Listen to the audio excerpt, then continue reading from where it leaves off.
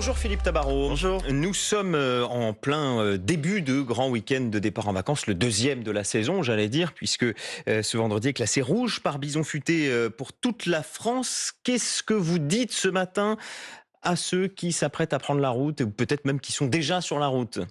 Je leur dis soyez prudents, respectez les limitations de vitesse, ne conduisez pas sous l'effet d'alcool ou de stupéfiants. Et puis soyez vigilants avec les agents des routes qui travaillent pour vous, qui travaillent pour nous. On a Vous avez lancé une campagne de sensibilisation sur ce sujet, les agents des routes qui travaillent sur la bande Bien d'arrêt sûr. d'urgence et qui risquent leur vie. En fait. 9000 agents qui risquent leur vie au quotidien, 800 000 interventions par an.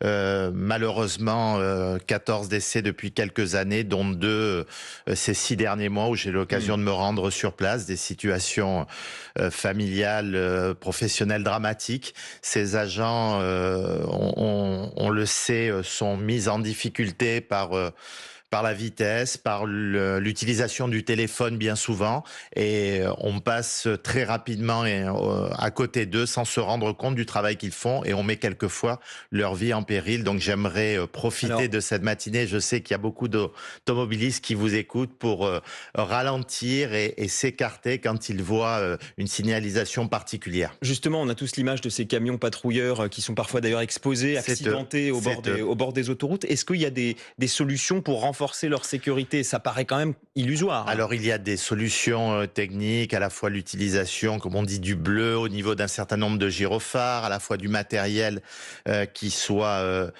plus solide, avec des procédures qui peuvent être revues, mais la principale prévention, c'est ralentir, c'est ne pas utiliser son téléphone, c'est ne pas être sous l'emprise d'alcool ou de produits stupéfiants. C'est les automobilistes qui, avant tout, doivent être responsables sur ces sujets. Solution miracle à part Il y a celle-ci. malheureusement pas de solution miracle, mais il faut protéger ces agents qui travaillent beaucoup et au péril de leur vie, bien souvent. Philippe Tabarot, qui dit vacances, dit potentielle grève. Vous avez mis en cause, il y a quelques jours, en plein mouvement des contrôleurs aériens, 272 personnes qui impactent le bien-être de plus de 500 000 personnes. Plus de 1000 vols ont été annulés. On était à la veille des départs en vacances. Ça va forcément se reproduire, cette situation? Écoutez, il n'y a pas de nouveau préavis qui a été déposé par les contrôleurs du ciel, et je m'en réjouis parce que le mouvement qui vient de s'achever a laissé beaucoup de traces, a laissé des traces auprès de centaines de milliers d'usagers, certaines personnes qui ont économisé toute l'année, qui n'ont pas pu retrouver leur famille. Également au niveau des compagnies aériennes, on chiffre à probablement plusieurs dizaines de millions d'euros de pertes pour ces compagnies par rapport aux annulations, et pour des raisons qui paraissent pourtant évidentes. Je n'ai pas souhaité céder à leurs revendications. Nous avons un plan de sécurité pour le contrôle aérien dans notre pays aujourd'hui. Oui, ils protestent contre une réforme qui vise à instaurer un pointage pour eux. Tout à fait. Pourquoi faudrait-il qu'ils pointent? Pour la bonne et en simple allant travailler? raison que l'on s'est aperçu après un drame qui a été évité de justesse sur l'aéroport de Bordeaux-Mérignac le 31 décembre 2022, que sur 6 contrôleurs qui devaient être présents à leur poste de travail, il n'y en avait que 3. Il y a une espèce d'autogestion au sein des tours de contrôle qui est particulièrement périlleuse pour la sécurité des passagers. Moi, c'est la priorité des priorités. Donc vous irez au bout de cette réforme? J'irai au bout de cette réforme parce que il en va de la sécurité des personnes qui prennent l'avion, il en va de la sécurité des compagnies aériennes, et véritablement, je pense que les conditions de travail ne sont pas aussi catastrophiques qu'ils peuvent le prétendre. Il y a des recrutements qui sont prévus également supplémentaires. Encore faut-il que ceux qui travaillent soient sur leur lieu de travail.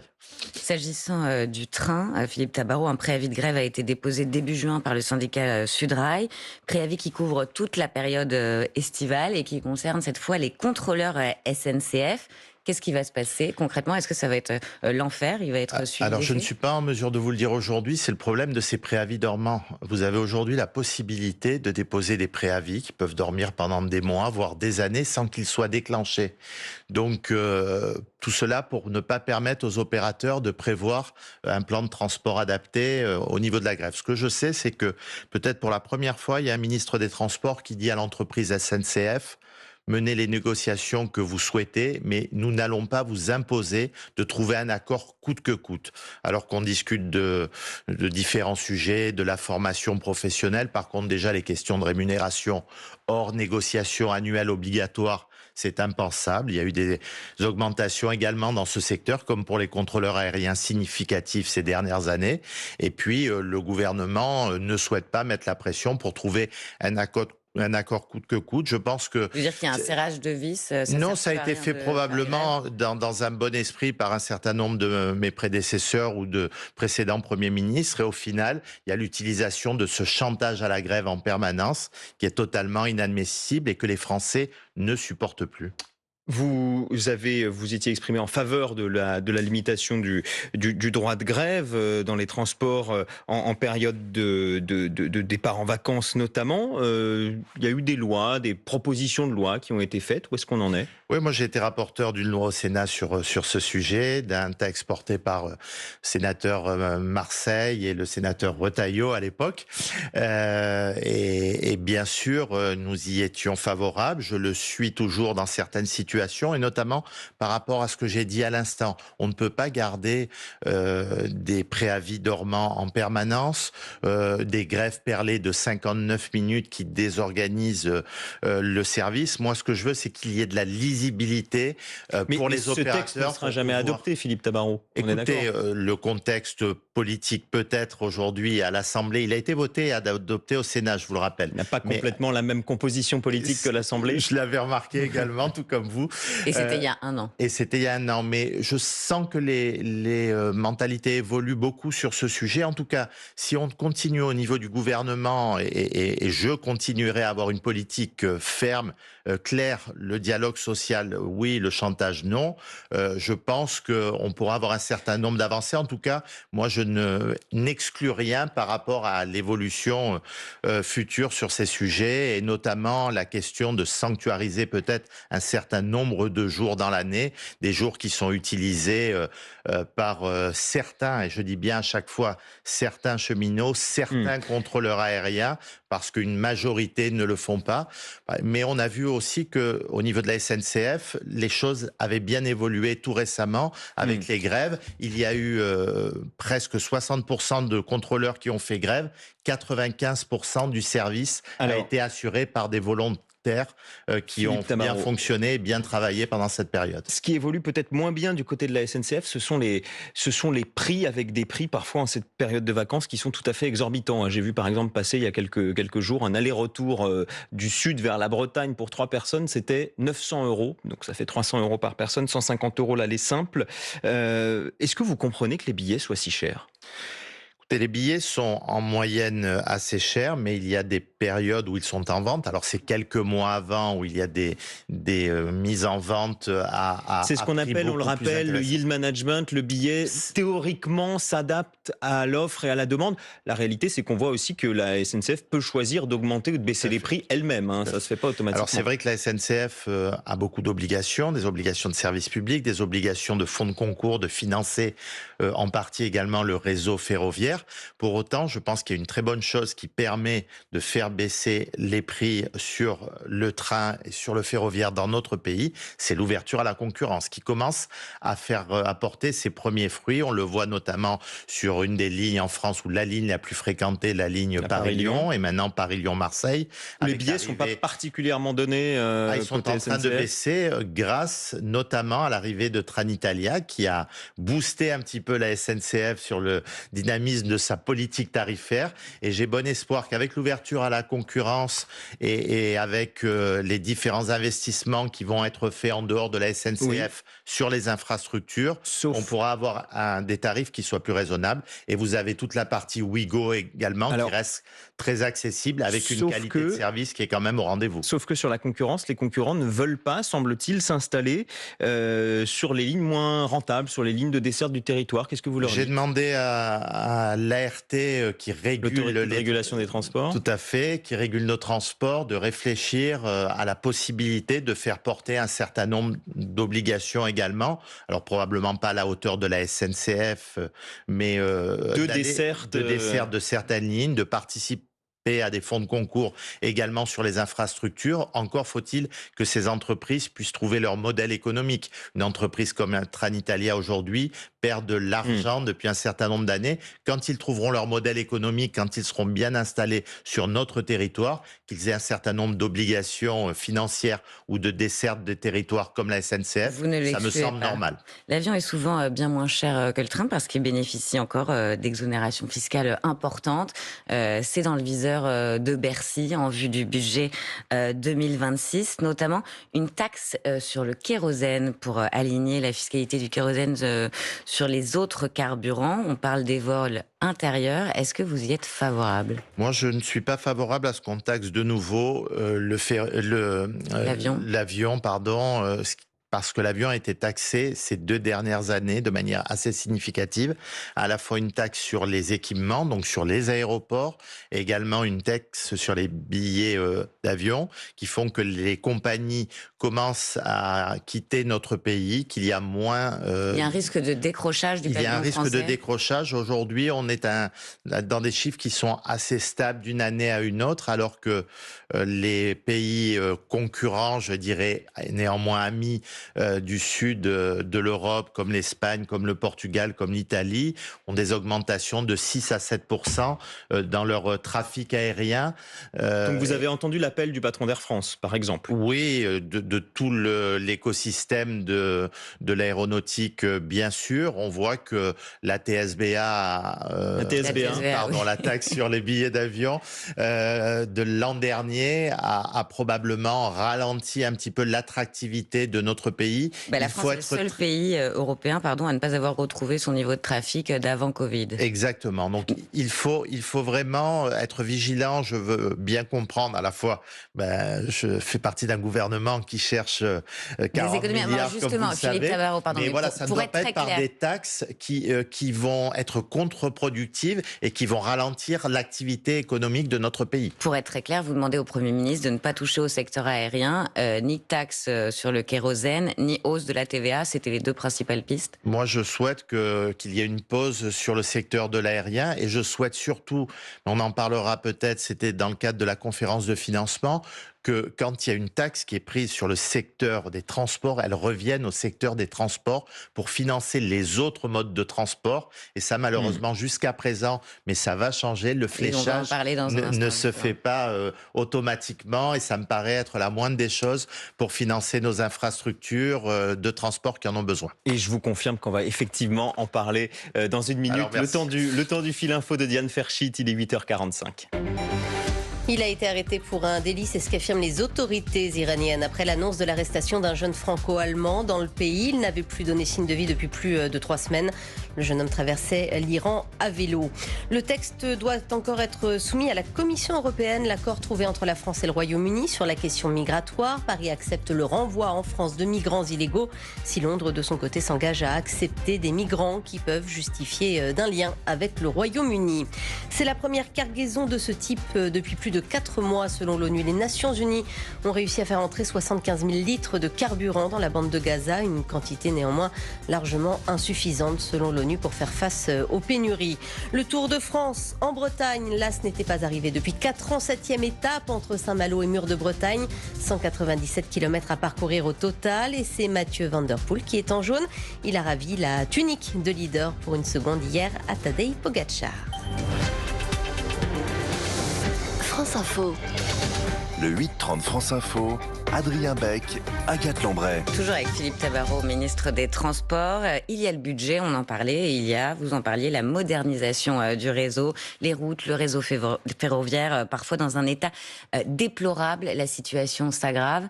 Vous avez peut-être une solution, changer le modèle de concession des autoroutes qui arrive à sa fin en 2031. Vous voulez des autoroutes, des concessions plus restreintes, plus courtes, un système d'encadrement de la responsabilité. Qu'est-ce que ça signifie concrètement, cette manne des autoroutes? C'est l'État qui va la récupérer demain? Conférence de financement lancée le 5 mai dernier par le Premier ministre. 10 semaines de travail avec une cinquantaine d'experts, des élus, des personnes de l'écosystème, là aussi, comme on l'appelle, des transports, qui ont beaucoup travaillé sous l'égide de l'ancien ministre Dominique Bussereau et qui m'ont fait un certain nombre de propositions. J'ai retenu dans ce catalogue de propositions un certain nombre de points qui me paraissent indispensables. On a aujourd'hui des autoroutes, environ 10 000 kilomètres d'autoroutes. On a 21 000 kilomètres de routes nationales, 27 kilomètres de voies ferrées. C'est notre patrimoine, mais on s'aperçoit que ce patrimoine, moins sur les autoroutes, mais plus sur les routes nationales, les ponts et le ferroviaire, se dégrade, vieillit. Celles qui sont entretenues par l'État, en fait. A besoin, quelque part, a besoin d'investissements indispensables. Les investissements ont augmenté ces dernières années, mais pas au niveau d'éviter ce qui est une dette grise, c'est-à-dire moins on investit rapidement, plus la facture sera importante dans les années futures. Donc il faut probablement 1,5 milliard supplémentaire pour pouvoir investir aujourd'hui.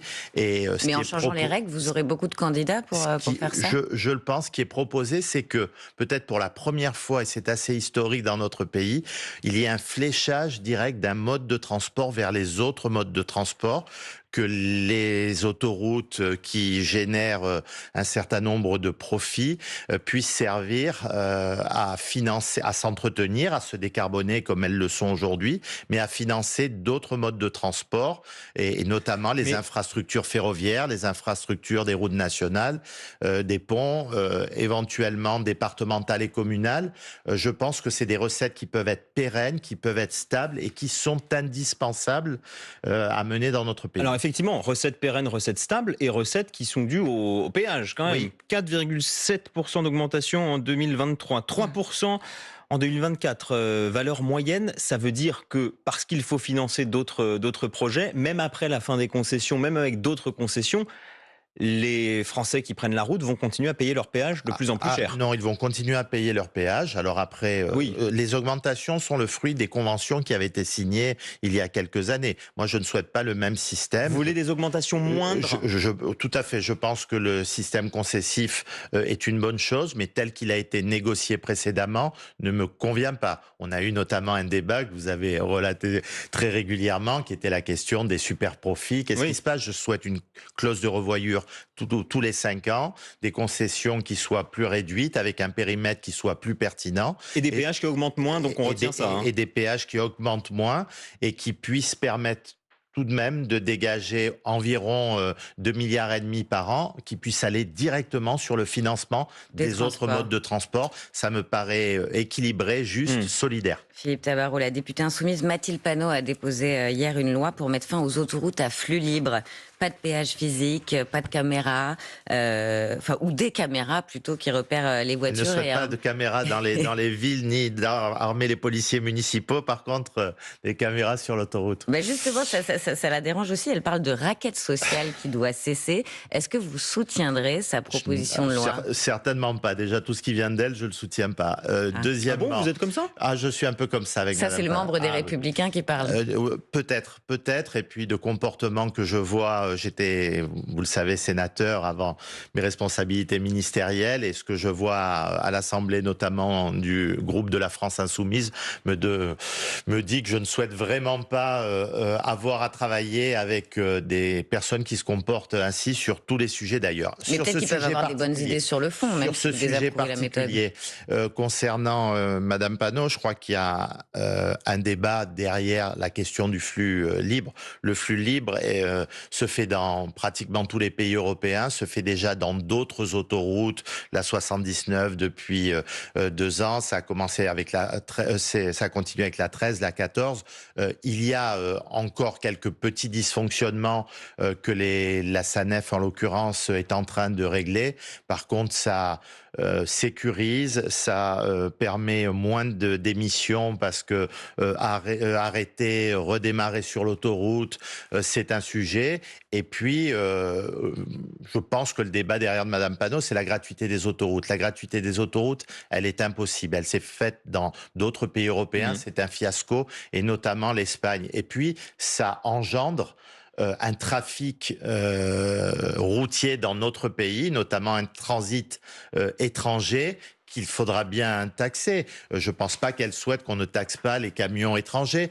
Ça va favoriser la route et l'autoroute plutôt que le train dont on parlait tout à l'heure, qui est le mode de transport le plus décarboné. Donc je pense que cette proposition de loi, je l'espère, n'aboutira pas et que Madame Panot n'aura pas gain de cause sur ce sujet comme sur tous les autres. Merci à vous, Philippe Tabarot. Vous êtes ministre des Transports et on l'a également compris, même si je le rappelle, membre du parti Les Républicains. Merci Agathe Lambray et je vous dis à bientôt. Vous restez bien sûr sur France Info. Il est 8h53.